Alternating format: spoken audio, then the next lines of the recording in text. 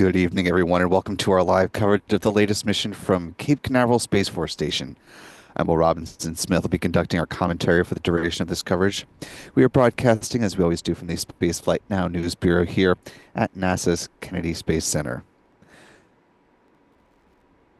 Hope everyone is having a good start to the weekend and has had a productive either school or work week, as many of us are heading into the holiday break, or I should say, many of you are heading into the holiday break. Space seems to not take very many breaks, as is evidenced by the Falcon 9 rocket at the pad here at Cape Canaveral Space Force Station. A Falcon 9 rocket getting ready to launch 4 MicroGEO satellites to a geostationary transfer orbit.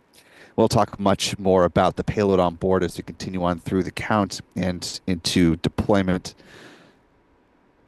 SpaceX also has a rideshare mission that's targeting liftoff in the early morning hours of Saturday, just after we officially mark the December solstice here in the Northern Hemisphere, of course, the winter solstice.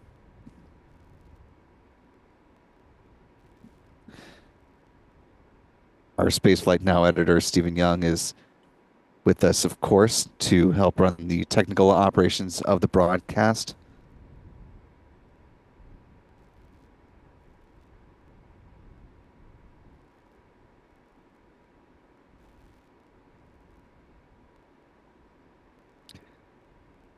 Our photographers have this particular launch off, but nevertheless, now is a great time to follow the fellows on their social channels. You can find Adam Bernstein at ABurnNYC, Michael Kane at MD Kane Jr. While there, be sure to follow Spaceflight Now simply at Spaceflight Now. We are also present on X, of course X, that you're seeing here on the screen, Threads, Facebook, and Blue Sky, in addition to X. We are joined tonight with tracking assistance of this Falcon 9 rocket by our friends Chuck and Jen Briggs with C&J Images, as well as P. Carson's with Max Q Productions.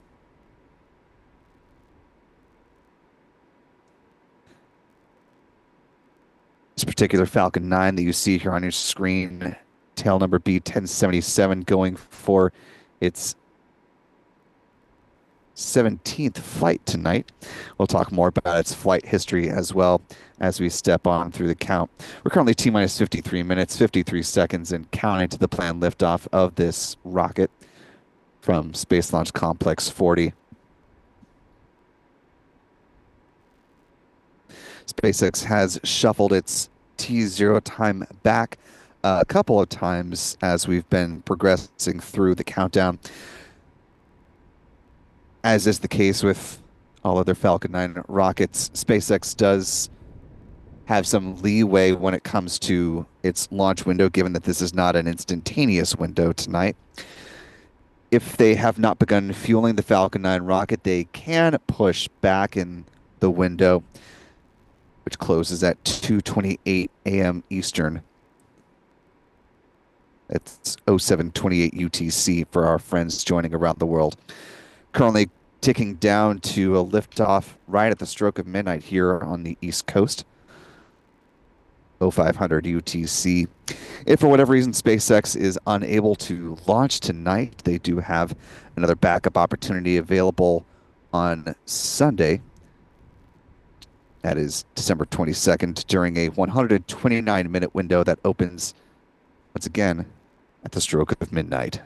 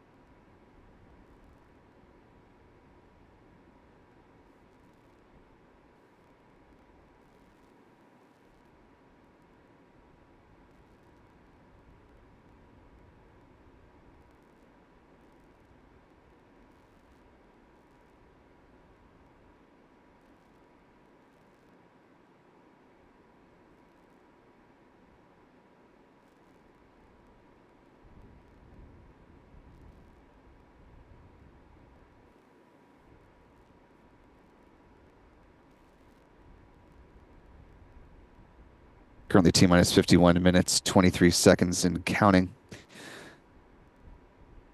As SpaceX is on its way towards the start of fueling its Falcon 9 rocket. Let's go ahead and refresh folks with the countdown timeline, the nominal events for SpaceX Falcon 9 rocket as they are getting into the flow of fueling. First item on the table, of course, is taking the pole to clear the way for the start of that fueling process. If SpaceX feels like they're in a good position to do so, they can start that a little bit earlier, but nominally comes up at the T minus 38 minute mark. If that go for prop load is given, fueling starts T minus 35 minutes with the loading of RP1 or a rocket grade kerosene on board the Falcon 9's first and second stages. At the same time, liquid oxygen starts flowing on board the Falcon 9's first stage. T minus 30 minutes is when they begin loading a cryogenic helium into the pressure vessels on the first stage. Same happens on the second stage a few minutes thereafter. Helium is important because it's used to pressurize the main propellant tanks during flight. T minus 23 minutes, loading of second stage kerosene concludes. Then at T minus 20 minutes and 50 seconds, the strong back chill down process gets underway. It's when SpaceX is thermally conditioning the feed lines prior to second stage liquid oxygen load. We see that evidenced visually here at pad 40 by the so-called big vent. Begins at about T minus 20 minutes and 20 seconds. It's a good visual indication that not only is fueling continuing as expected, but it's a good sort of time marker as well. That second stage LOX load is in preparation. That LOX load begins at the T minus 16 minute mark. Moving on down the countdown timeline, T minus 7 minutes is when the chill down of the 9 Merlin engines gets underway. That process involves flowing a small amount of liquid oxygen through the plumbing and turbo pumps, and it helps protect the engines from the risk of thermal shock and damage during the startup sequence. About 6 minutes before liftoff, the first stage kerosene tank should be full. Then at T minus 4.5 minutes, we'll see the strong back retract begin. It starts with the clamp arms underneath the payload fairings opening up, and then the transporter erector, the strong back, will recline about 1.5 degrees away from the Falcon 9 rocket. It stays in that position until liftoff.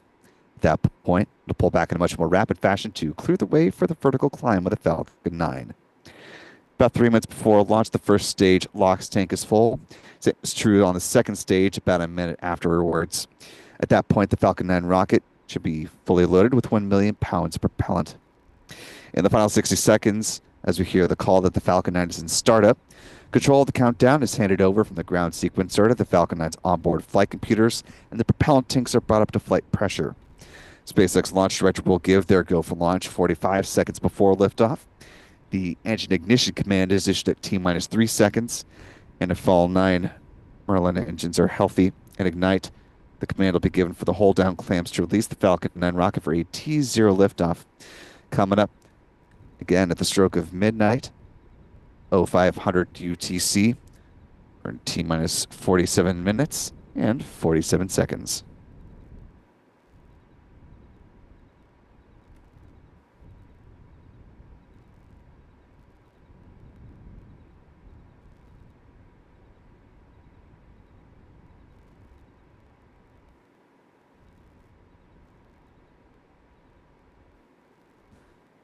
As we're getting into the groove of things here tonight, with little less than 10 minutes to go before the SpaceX launch director will make the call on the start of prop load, I want to thank the more than 2,800 of you who are joining with us live tonight. If you haven't already, you could do us a big favor just by clicking the like button, allow some more folks to find their way into this live launch coverage and help the YouTube algorithm to do its thing as well. We're also powered by a wonderful channel member community here on YouTube. So thanks to folks like Sulfur for Lunch, Patty Chichil, Stephen Fraser, Cumulus Granatus, and many more. Jeff Hansen, KH, Justin Mead, hello to you all. Channel membership comes with a number of perks, including discounts at our online shop, that is shop.spaceflightnow.com. Access to member-only videos here on YouTube, access to our member-only Discord, as well as the ability to watch all of our live launch liftoff moments from here at the Cape in 4K. Also, a big tip of the hat to our moderator holding it down in the live chat for us tonight, Callistia Lee. Appreciate her help as always, in addition to all the fine work of our other mods. So if you do happen to see others cruise on in as we continue on through the count, be sure to give them a big hello tonight. In the realm of channel members, I want to welcome Steven Strickland to joining us, the channel membership at the Power Leader level. Thanks to Callistia Lee for gifting 10 Spaceflight Now memberships, and thanks as well to Artemis for gifting 50 Spaceflight Now memberships. Big thanks to the two of you and to our, I guess, 61 newest channel members now. Welcome aboard to each and every one of you. We're very glad to have you all with us. If you haven't already, be sure to thank Artemis and Callistia in the live chat, and we hope you decide to stick around with channel membership into the new year and beyond.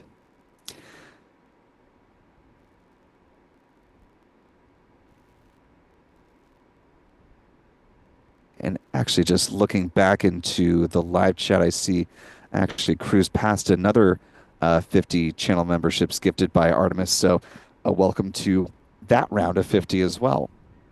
Glad to have you with us, and be sure to thank Artemis for that gifted membership if you haven't already.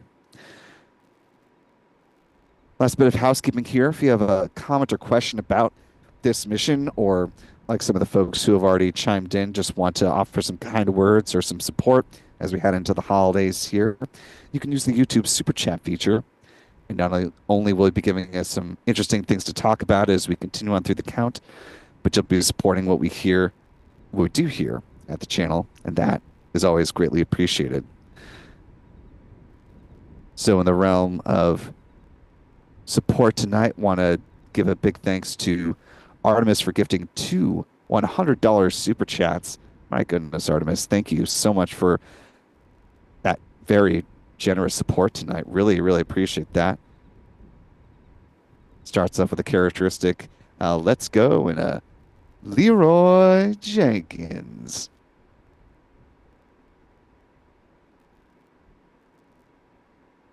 And wishes everyone happy holidays as well.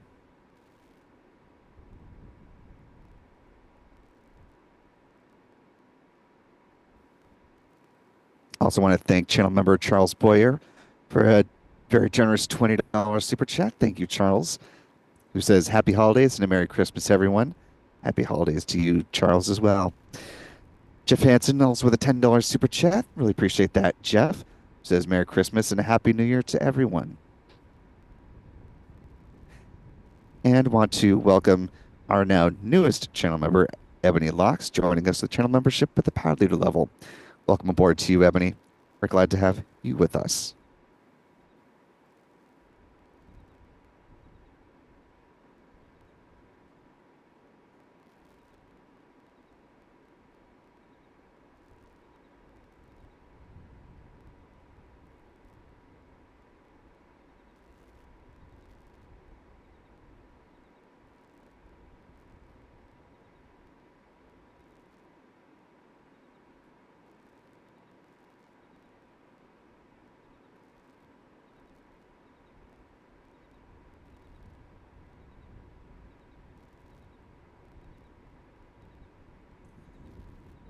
We're now T-minus 42 minutes, 30 seconds and counting.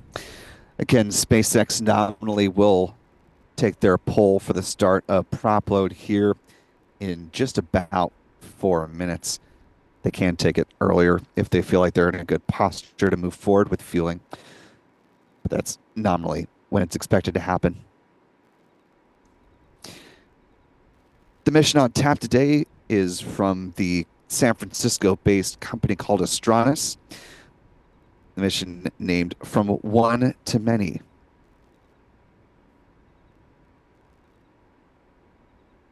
The last time a Astranis spacecraft launched, it was as a rideshare mission as part of the latest Viasat satellite mission that was launched direct to GEO. This one is a dedicated mission just for Astranis, heading to a geosynchronous transfer orbit. So there will be some orbit raising that's needed on behalf of these 4 satellites that are nestled within the payload fairings out there at the pad. Earlier today, though, we had the opportunity to speak one-on-one with Christian Kyle. He's the vice president of Astranis. We talked about the payload on board, the mission ahead, and also what's ahead in the new year for Astranis. So we'll be playing pieces of our conversation as we continue on through the count, let you know a little bit more about this company and what they're hoping to achieve. I want to start with where we started our conversation, which was how they were feeling coming off of their first launch of their first geo satellite, their micro geo satellite, and how they're feeling with those lessons learned coming into the launch of this mission set to lift off in now just about 40 minutes from now. So again, here's just the first part of our conversation with Christian Kyle. We really went from having an academic knowledge of how it might work to actually operating for 18 months on orbit, and that's a huge difference. I mean, there were, of course, people at Astranis that had done it before, people that came from legacy aerospace that had launched however many missions before our first one. But now, everybody at Astranis has that experience. We've been on orbit for 18 months with our first satellite. We've learned a ton just about little things, how to operate 24/7 shifts and how to make sure you know what to do when an anomaly comes up, whatever. But it's also the big things. We've all seen every piece of hardware that we intend to fly on orbit. We've seen it. We've seen it in orbit. So that's huge. I mean, all of the hardware from that first launch, everything Astranis designed continues to work perfectly on the first satellite. And so that gives you a lot of confidence going into this launch that you can make for, and you can be confident they're going to do a great job.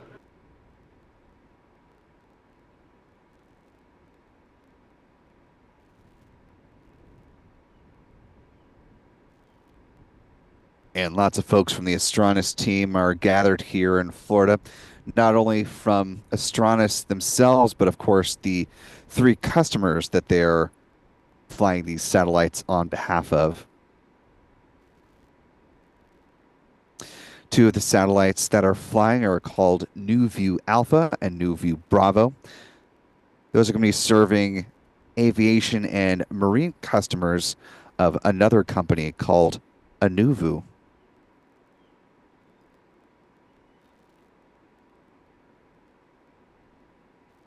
And that aviation and maritime service will cover the areas surrounding North America and the Caribbean. These two satellites come from a deal that was forged back in 2021 between Astranis and Anuvu.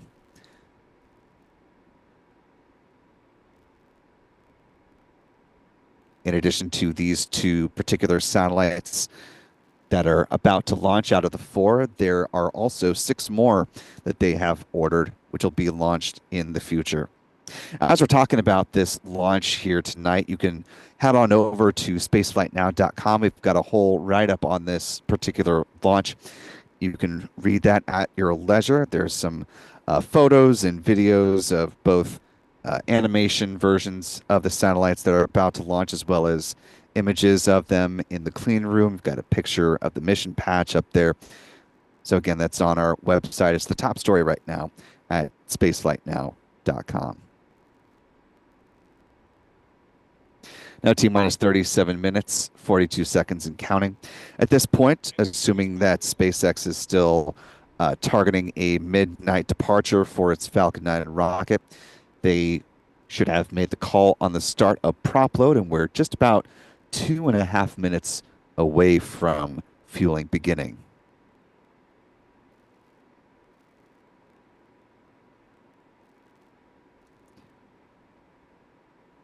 And as we're awaiting the start of this fueling process, also worth noting, it is a busy time here on Florida's Space Coast.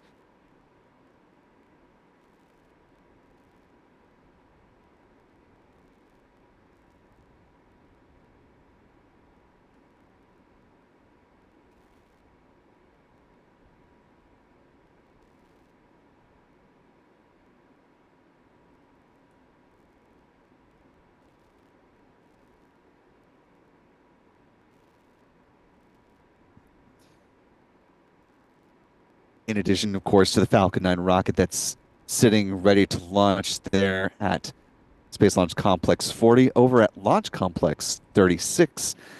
A little dark, hard to see because Blue Origin doesn't have its rocket fully illuminated. But you can see the spotlight is on the booster of the New Glenn rocket, which Blue Origin has said they still plan to launch this year. However, the clock is ticking for that to happen. You may have tuned into our live coverage of a tanking test that Blue Origin performed on Thursday.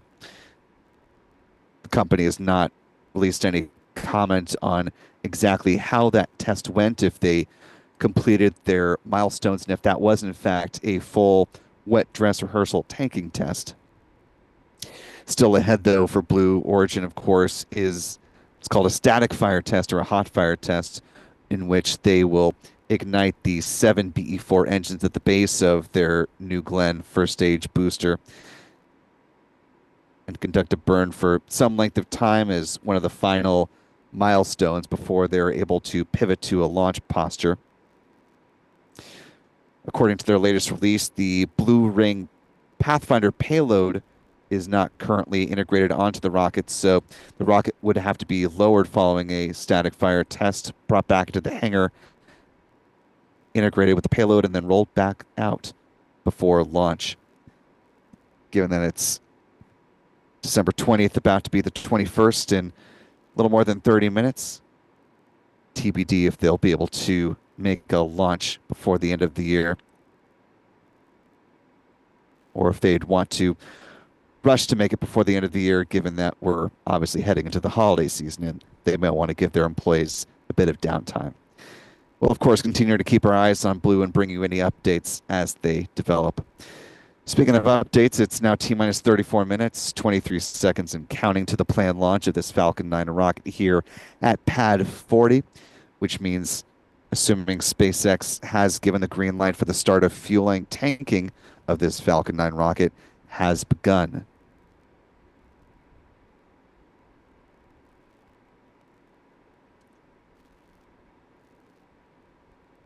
At this point, SpaceX has not issued a statement as to whether or not they have begun fueling.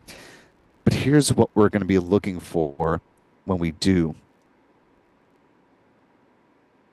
If you look near the base of the Falcon 9 rocket here in this particular view from our friend Pete Carson's with Max Q Productions, you see just above the tree line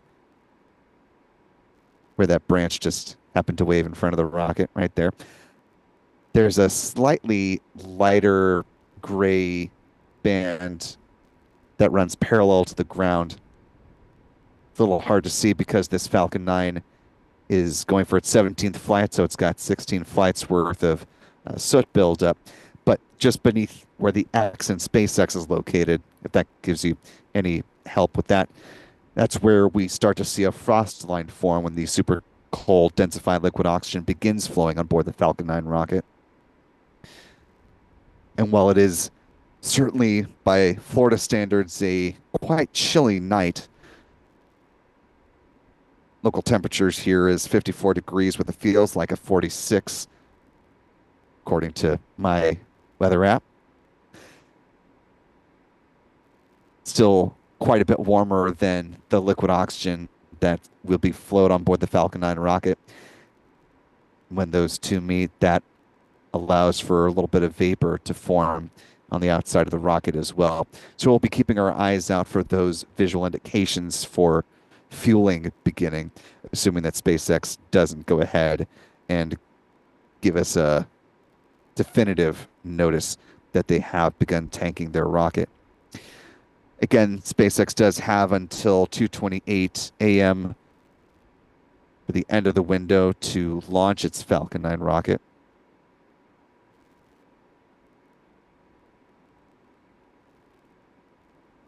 As long as they have not started fueling, that is.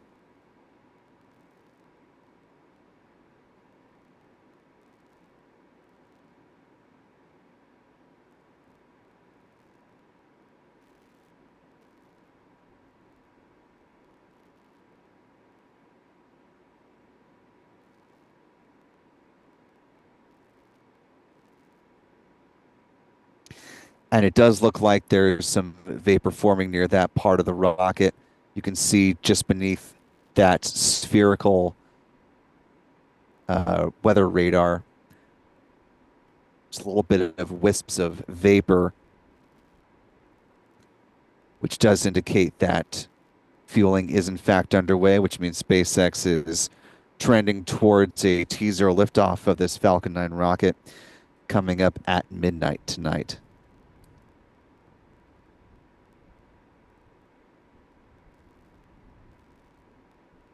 Now, the start of fueling certainly a good indication that a launch at midnight is in the cards.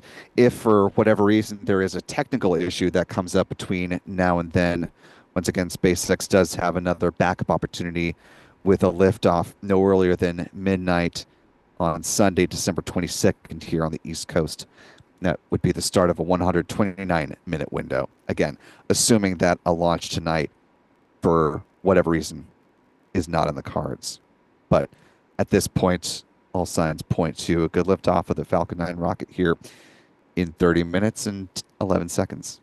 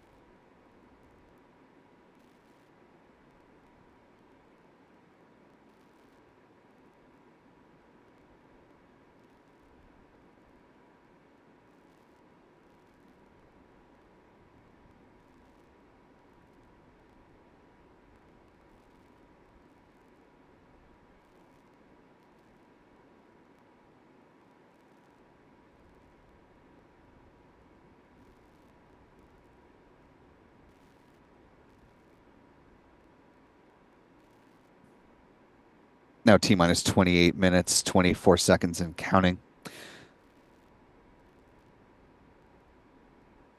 As far as the progress of fueling as well, we'll note that at this point, SpaceX is also loading cryogenic helium into the pressure vessels on the Falcon 9's first stage. That helium will be used to pressurize the main propellant tanks during flight.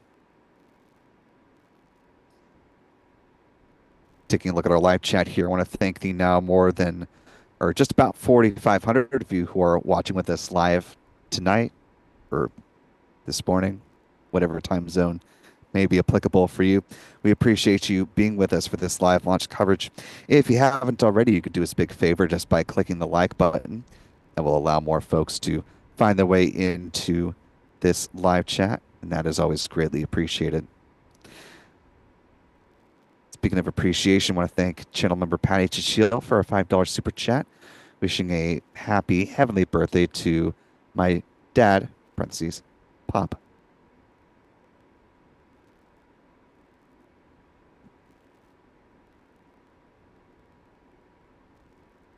In that spirit, we know that while the holidays can certainly be a time for mirth and merriment and thoughts of family and friends, it can also be a difficult season for those who have lost family members or close friends around this time of year. So certainly we here at Spaceflight now are thinking of all of you in our community, whether you're celebrating or holding a more somber time this holiday season, keeping you all in our thoughts. We appreciate you being a part of our community here. Now T minus 26 minutes, 33 seconds and counting.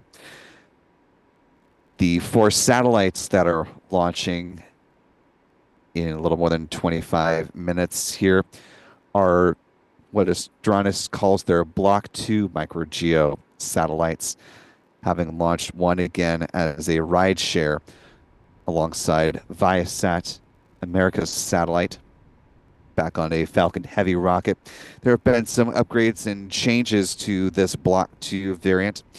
So once again, want to take you to part of our conversation that we had just earlier today, as a matter of fact, talking about these satellites and the mission ahead with Christian Kyle, the Vice President of Astranis, here to talk about, in this part of our conversation, some of the improvements made for Block 2. I'd say the core differences between what we call Block 1 Arcturus and these 4 Block 2, it's really 3 things. One, we added a larger reflector. So the first reflector was just a 1 by 1 meter square, it was parabolic, but it was just a square shape. This one opens up on orbit. So it actually has a clamshell mechanical release mechanism that opens up on orbit, it deploys, and now it's a 2 by 1. So it's twice as big a reflector, gets us a lot more directivity, basically, that we can use to have more throughput on the satellites. The second big advance that we made is for the software-defined radio. So our satellites are software-defined digital, not analog. That gives you a lot of flexibility, a lot of reasons you would want that. But this time, we took our existing design, which, fit into roughly a pizza box size. And now instead of that being one software-defined radio, it's basically 2. So we have, it looks like this sort of, there's they kind of interweave and we can fit roughly the same box 2 of the thing instead of 1, which gives us really cool redundancy. And then the final thing that's different is that we have a gimbal on our electric propulsion thruster. So we have both electric propulsion and chemical propulsion on board. When we're doing big maneuvers, long maneuvers, like our orbit raise, which we'll do after this launch, we'll get dropped off in a highly elliptical orbit. We have to get out to GEO. So to do that, you either have to point your thruster with monoprop, basically pointing the entire bus around, which is not the most efficient way to do it, or you can have a gimbal on the EP thruster. So we added that. We built that in-house for this next round. So those are just 3 of many. I could talk about this for as long as you want, but those are the 3 ones that we're really excited about.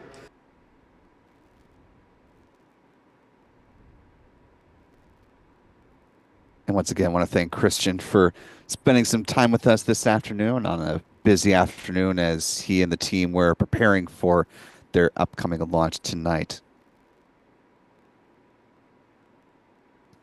Now currently T-minus 23 minutes, 49 seconds and counting. And the next few minutes here will get ready for the chill down of the feed lines prior to second stage LOX load.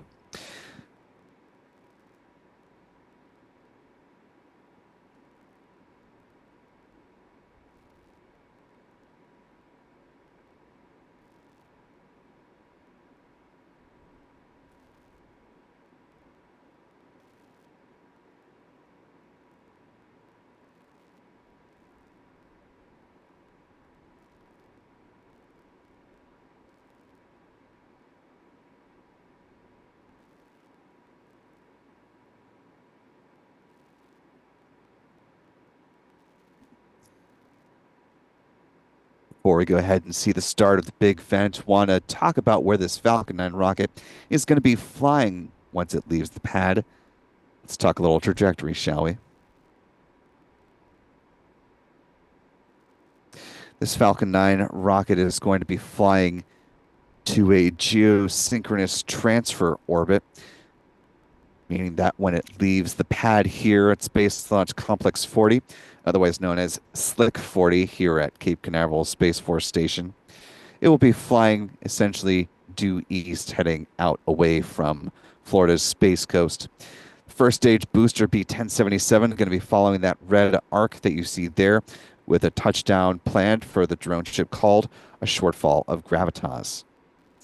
If successful, this will mark the 91st booster landing for that particular drone ship and the 386th booster landing for SpaceX to date. SpaceX is also planning to recover the payload fairings on board this mission as well.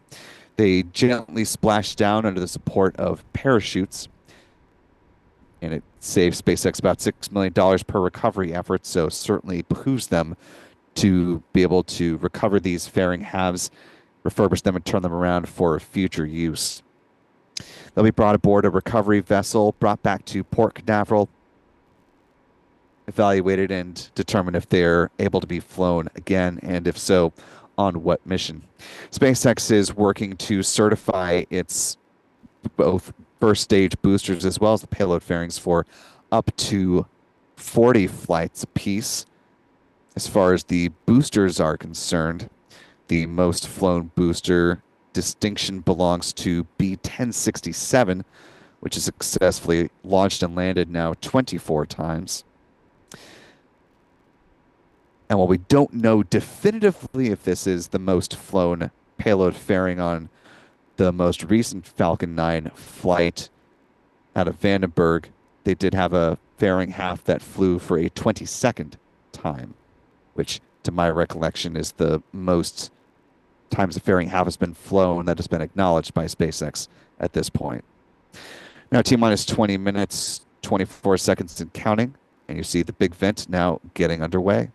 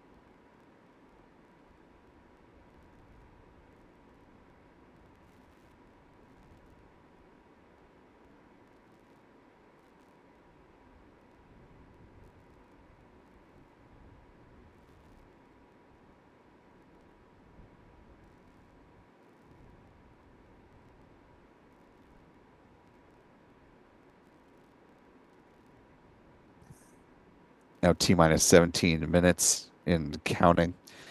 Got a little less than 30 seconds now at this point before the big vent wraps up and SpaceX pivots over to second stage liquid oxygen loading.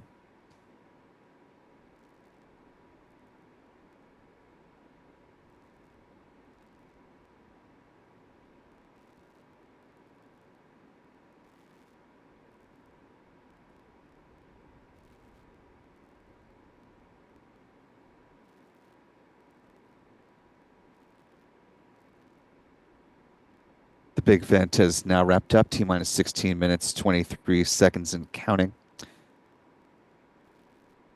As we've talked about the launch timeline and where this Falcon 9 rocket is going to be going, let's go ahead and pivot to the post-liftoff timeline. The sequence of events in a nominal flight once the rocket leaves the pad.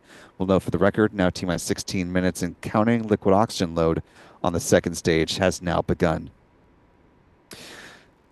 After liftoff at midnight here, Eastern Standard Time, 0500 UTC, Falcon 9 will throttle down its engines as it passes through max Q, or the point of greatest aerodynamic pressure on the vehicle. You'll then throttle up and hit a few different milestones in fairly rapid succession.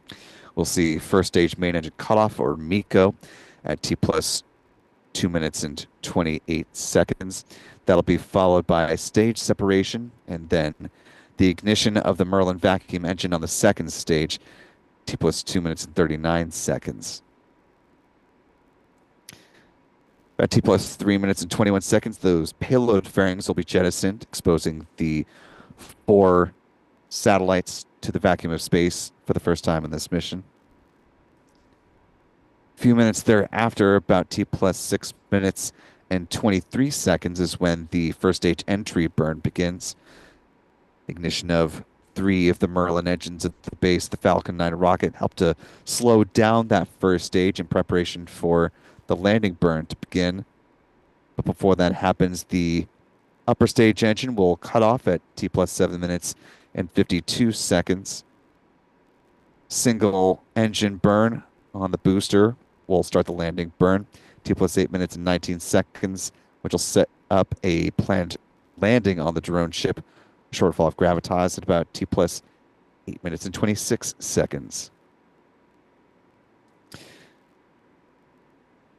Following a bit of a coast phase, the upper stage engine will reignite for a burn lasting a little more than a minute, starting at T plus 26 minutes and 25 seconds.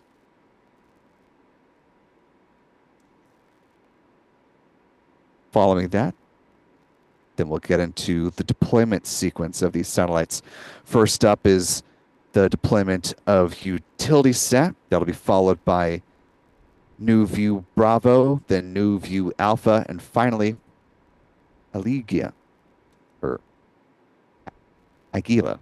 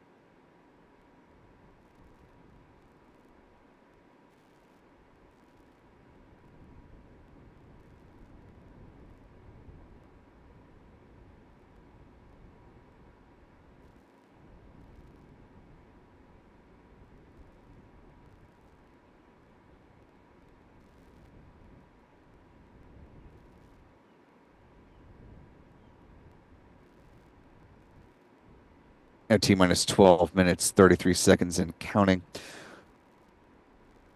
I briefly mentioned one of the satellites which will service customers in Mexico. It's called UtilitySat, reason being it's a satellite from Astranis that will offer a bit more maneuverability once it's on orbit. And the mission that it will start with won't be its only over its roughly 8 to 10 year lifespan. So want to go back to, once again, part of our conversation with Christian Kyle to talk about UtilitySat and the offerings that it will bring the company and its customers. UtilitySat is the world's first multi-mission GEO, intended to do multiple relocations on orbit, cover different frequency bands, different ITU regions, everything like that. And maybe surprisingly, it sort of came the opposite direction. It wasn't that we were like, okay, we need to build a UtilitySat, how do we go do it? It was that we built this software-defined satellite and we're like, wow, it actually has this other application that we didn't even intend when we first built it. So we're really using what we've built before, this digital payload, the ability to move on orbit, and applying it to a new use case, which will be multiple independent missions, whether they're, no matter where they are on Earth, no matter what band it is. I mean, we have KU, KA, and QV band on UtilitySat, which is exciting. There's a lot of stuff we hope to demonstrate with this. But to be honest, we've actually demonstrated some of it with Arcturus already. We've already demonstrated relocating on orbit. We've already demonstrated covering multiple independent missions. So this will be different, but building on that backbone that we already have. In the future, we want to have hundreds of satellites on orbit, and whether those are explicitly utility sats or whether they're more dedicated to individual customers or somewhere in between, that's all yet to be determined. I mean, we have a lot of demand for just this first prime product, which is what we're focusing on now. We have not yet announced a new utility sat launch, but in the future, I think that in reality, those things will start to blend a little bit as you have, bigger satellites with more throughput and maybe multiple customers on an individual satellite. We'll see. So there's a lot of possibility there.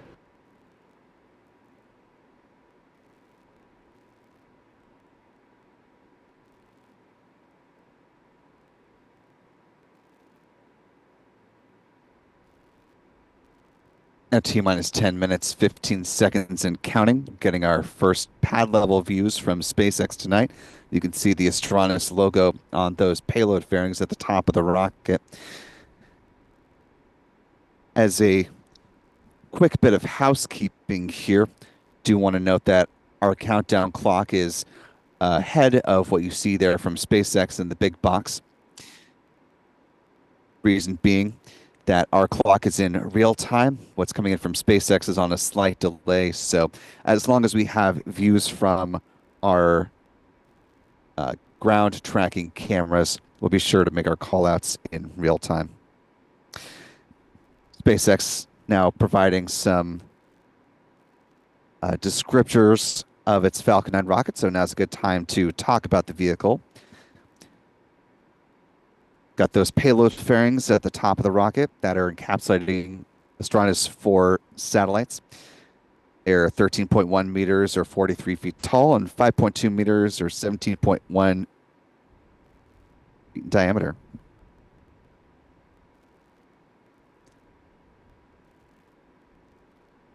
This is an image of the 4 satellites that are inside those payload fairings at the top of the rocket. Just beneath the payload fairings are the second stage, upper stage of the Falcon 9 rocket powered by a single modified Merlin engine called a Merlin vacuum engine or an MVac engine. It's optimized with a large nozzle, which can produce more than 220,500 pounds of thrust. And it'll be fired twice prior to the deployment of the 4 satellites. Just beneath the second stage is the inner stage. It's a composite structure consisting of an aluminum honeycomb core surrounded by carbon fiber. It has titanium winglets that provide stability and steering for the Falcon 9 as it comes back through the atmosphere, tail first, like a big old dart. At the top of the inner stage are 3 mechanical latches that attach to the second stage. The first stage main engine cutoff. High-pressure helium is used to release those latches, and 4 pneumatic pushers ensure a clean separation. First stage booster, again, has launched 16 times before. Taking a live look at a shortfall of Gravitas, the drone ship on which this particular booster will land.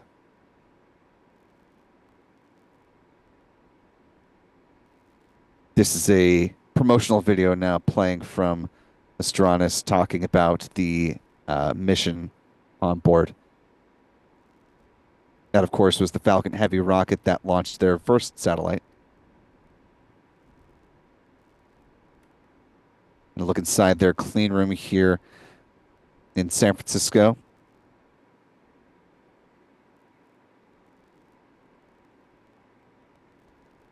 As with a number of satellite internet providers, the goal of Astranis with their communication satellite is in part to bring quality internet to folks that are in hard to reach places with more traditional terrestrial internet service.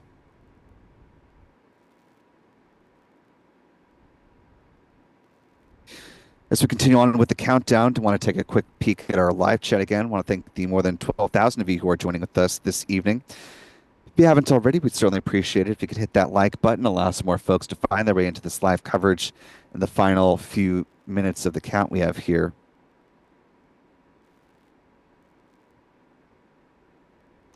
I also want to thank a few more folks for your support tonight. Thanks to Chuck Close, one of our channel members, for a very generous $25 super chat. Thank you, Chuck. Good to see you this evening. Kathy Serena with a $10 super chat. Thank you, Kathy, who says, go SpaceX and Merry Christmas to everyone. And Psychonaut69 gifting a Spaceflight Now membership. Appreciate that, Psychonaut. To our newest channel member, welcome aboard. We're glad to have you with us. At this point, we're T-minus 5 minutes, 53 seconds and counting.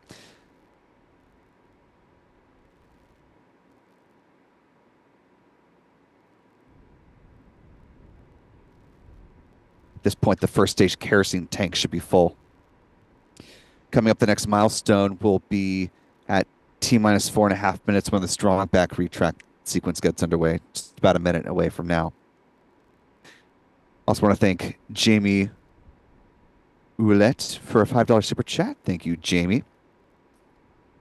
One of our wonderful channel members, Ryan Snyder, with a $5 super chat as well, saying to Patty's dad and everyone else missing loved ones this holiday season, thank you, Spaceflight Now team as well.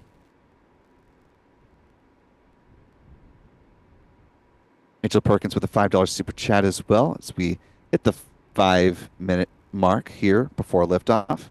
Thank you, Mitchell. Jamie Ouellette then joins with channel membership at the PAL leader level. Welcome aboard, Jamie. We're glad to have you with us.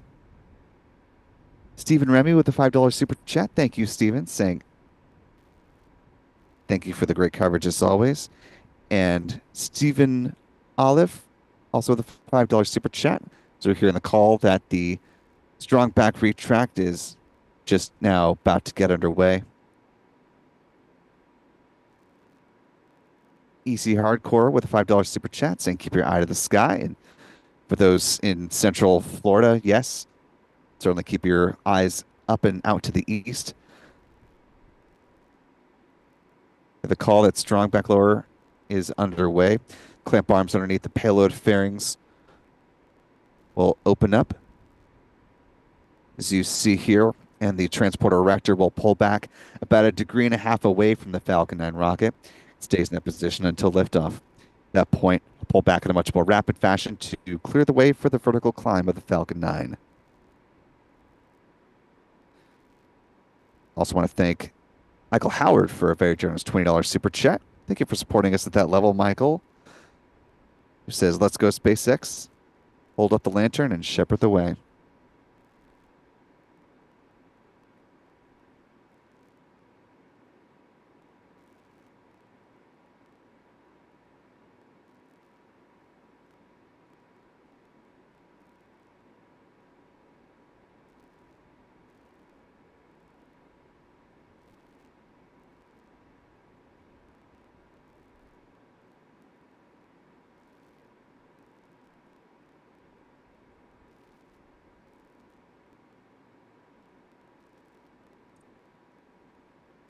Now T-minus 3 minutes and counting. At this point, the first stage liquid oxygen tank should have just completed topping off. Hear that call from SpaceX momentarily.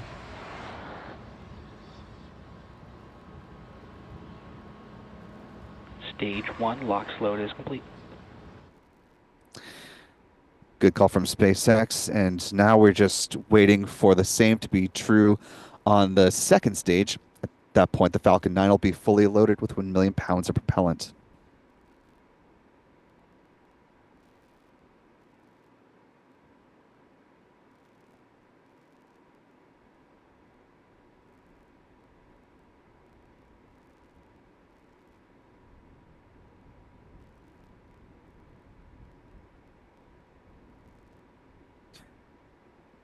SpaceX commentator notes that the range is still green for a liftoff, now just 2 minutes away. Weather perfectly ideal for a launch, no fog like we saw last night, and no constraints to launch from a meteorological standpoint.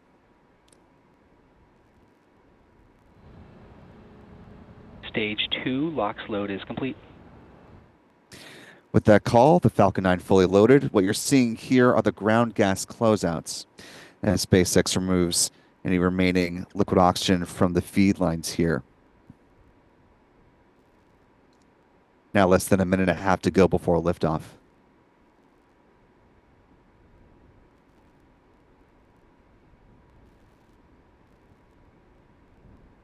As we're coming up on the final minute before the planned launch of this Falcon 9 rocket, we're going to go ahead and keep our eyes affixed to the vehicle. We'll come back to the live chat on the other side of liftoff. 1 minute and counting.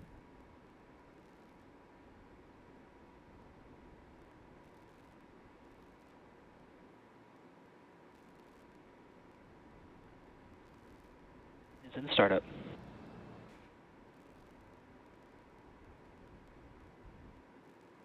We are now waiting for the SpaceX launch director to give their go for launch. That's coming up here in the next few seconds. LD, go for launch.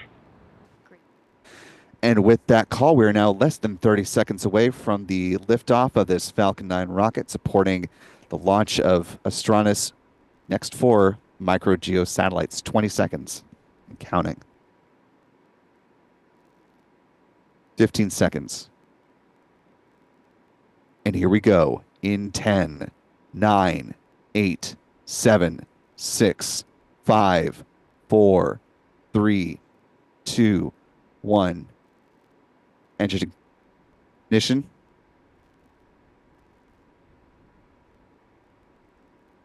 And the Falcon is holding at the pad. There's been an abort. The launch is scrubbed. Just as the rocket was preparing to hit engine ignition, or right about at that moment, an abort was called. Because SpaceX uses a load and go style of fueling, they are not able to make another launch attempt tonight, so they have to stand down for at least tonight. Did notice that the water suppression system was going at the pad.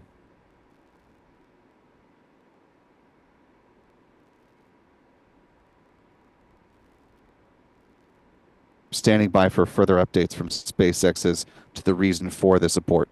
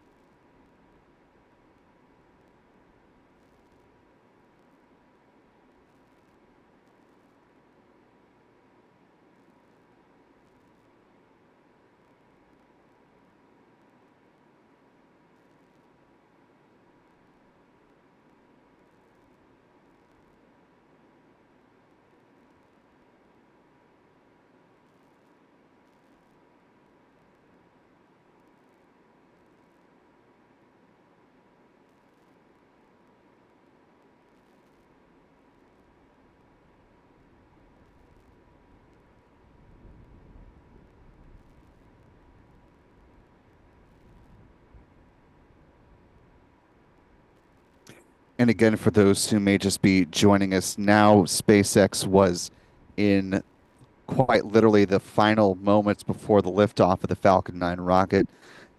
The water suppression system had activated. The engines were just appearing to roar to life when the abort was called, and the rocket, of course, still firmly affixed to the pad. We are standing by for additional word from SpaceX. Let's go ahead and listen in. Looked good, and everything was go for an on-time launch. At this time, it's too early to speculate on a potential root cause, and I'm hearing from our teams we likely won't have more insight in the next few minutes. So at this point, we are going to end the webcast and allow our teams to focus on troubleshooting. It'll take some time to figure out exactly what happened, but keep an eye on our website and our social accounts, and we'll share information as it becomes available. Thanks for tuning in.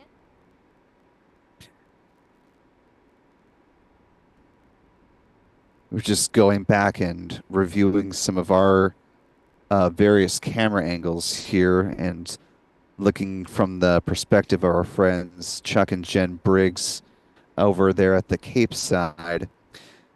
We can see that the Merlin engines at the base of the Falcon 9 rocket did in fact ignite,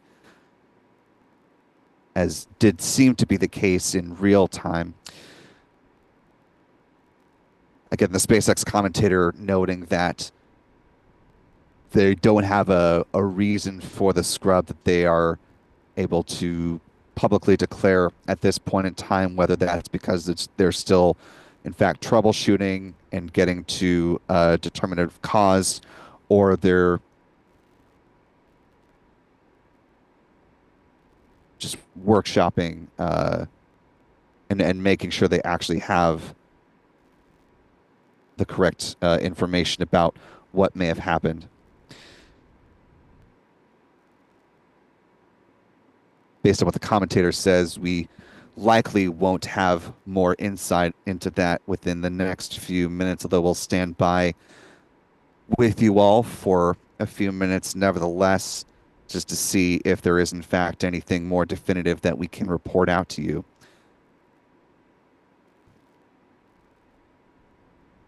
We're working on getting a replay in the last few minutes, or excuse me, the last few moments leading up to the engine ignition and the abort call. As we are getting that ready behind the scenes, do want to just take a quick look at the live chat here and thank Aussie Space Girl and Astro Joe, who've also joined us for support in the live chat. Apologies for not seeing exactly when y'all happen to join us tonight, but really do appreciate you helping us out here in the chat, as always.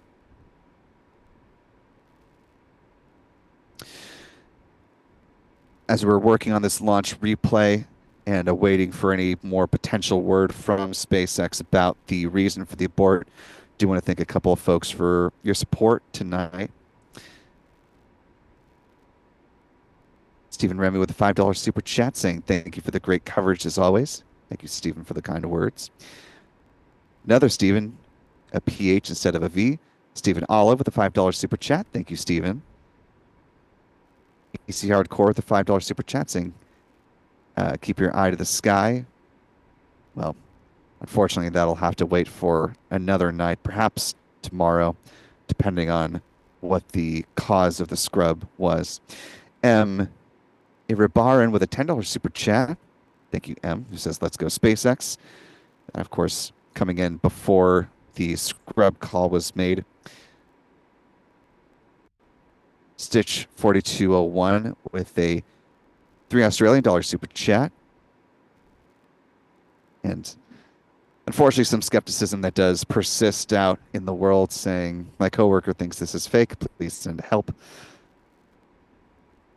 Well, given that I'm sitting literally across the river from 2 orbital class rockets and have covered in excess of 100 launches this year, I can most assuredly guarantee you it's not fake. There's plenty of evidence of that. Adam Smith with the $5 super chat. Thank you, Adam. Ryan Carsonson with the $5 super chat as well. Thank you so much, Ryan. One of our wonderful channel members, Meg McElroy, with a $5 super chat as well. Thank you, Meg. And thank you to Angela Melton for also a $5 super chat. Michael Howard with a $5 super chat saying, going to try to get a recording of it from 10 hours away, should crest above me. Of course, that super chat coming in before the launch was scrubbed. Toby Wobe with a very generous $20 super chat and a crying emoji saying simply no. And Angelo Melton, excuse me, with a $2 super chat. Thank you, Angelo.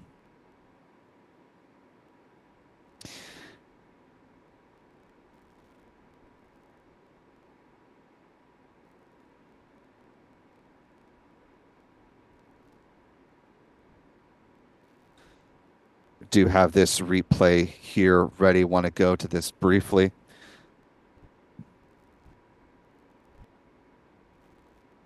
You can see the sound suppression system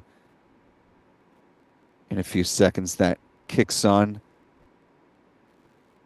Right there's, you see that just to the right of the tower there. And watch for the flash of the engines, which you see pops on for just about a second before the Merlins cease firing. Got this on loop, so we'll look at it at least one more time. Reason we want to show you this is, I mentioned it verbally, but just to give you a visual understanding of what our cameras saw, that the water suppression system does activate, and then you do see the flash showing that at least some of the Merlin engines at the base of the first stage booster did ignite.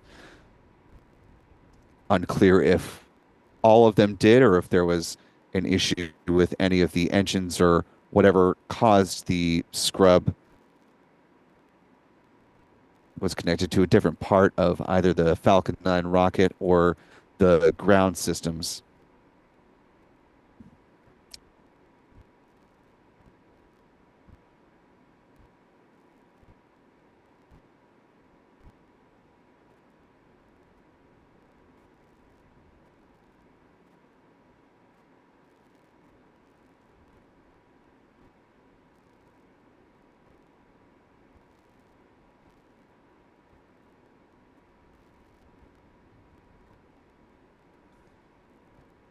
Back on Starlink 10-2, I was just talking with Stephen off mic. That was the most recent pad abort that we've had from SpaceX. That was back on the 14th of June this year.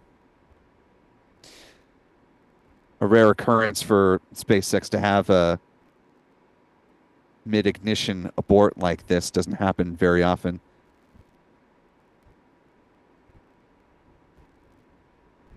Of course, we'll continue to keep our eyes on this mission and head on over to spaceflightnow.com for further updates on when SpaceX will be ready for a launch attempt here with this particular Falcon 9 rocket.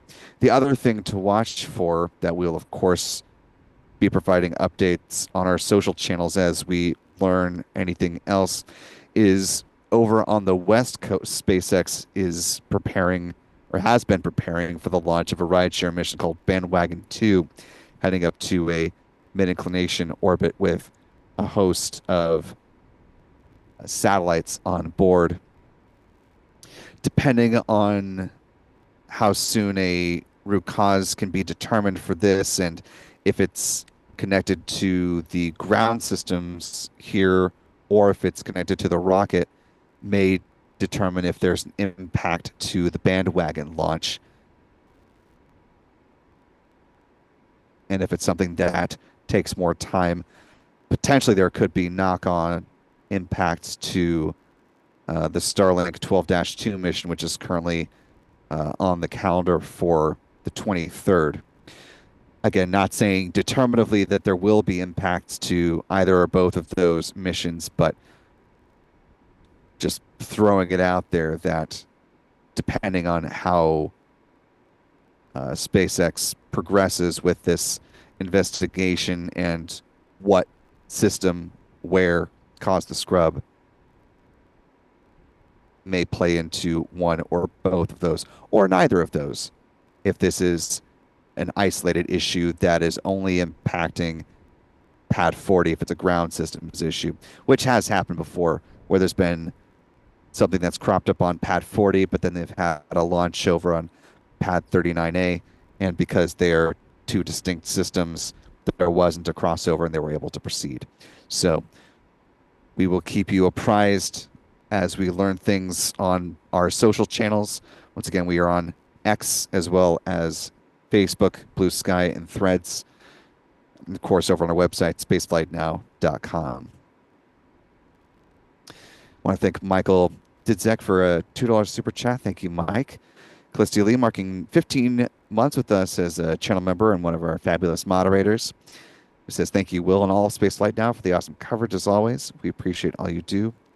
And another one of our mods, closing us out here tonight, saying better to be on the ground, wishing you were in space, than being in space, wishing you were on the ground. And I think that's the best message to keep with us as we close things out tonight. Want to thank our friends Chuck and Jen Briggs with C&J Images for being on standby and getting the video that we showed you in the replay of the ignition into the abort. Our thanks to our friend Pete Carson with Max Q Productions for being on standby for tracking, as well as giving us some great pad level views of the rocket as well. Our thanks to our Spaceflight Now editor Stephen Young for running the technical operations of the broadcast. A thank you to Charles. There's Chuck, who actually gifted 20 Spaceflight Now memberships. I somehow happened to miss that. So thank you. And to our newest 20 channel members, welcome aboard. Glad to have you all with us. Want to give a broad thanks to our channel member community for making coverage like this possible. Most importantly, though, thanks to you for wherever you are watching from. Once again, we'll be back with live coverage of this mission whenever SpaceX is ready to proceed. And until then, we're going to go ahead and sign off on this December 21st, the winter solstice here in the Northern Hemisphere, just a few hours away from hitting that official point. For all of us here at Spaceflight Now, I'm Will Robinson Smith. Remember, be good to yourselves, be good to others.